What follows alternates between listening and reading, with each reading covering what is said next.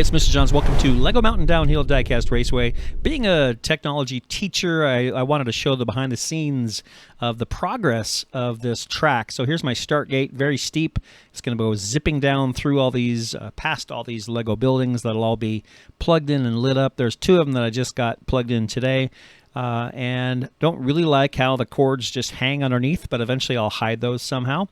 And also because the track is downhill, but you want those buildings to be level, on the left side of each building, I'm having to prop them up with some Lego pieces until they are level. There's just kind of a close-up of some of the detail on one of the buildings. And we will have a car show where all my Speed Champions cars are displayed. The Hot Wheels cars will zip past the waterfall around the lighthouse and then past all the cars on display.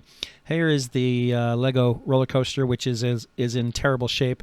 I need to figure out how that's going to fit in. And here is about half the city that I need to still clean up and move over to the trackside. And the Lego Titanic is another project that I'm working on right now and almost finished with it. And then I want to build a driver's stand at the very top of the track so I can have little Lego guys who are driving all these little Hot Wheels cars down the track. More about that later. For now, Mr. Johns is out.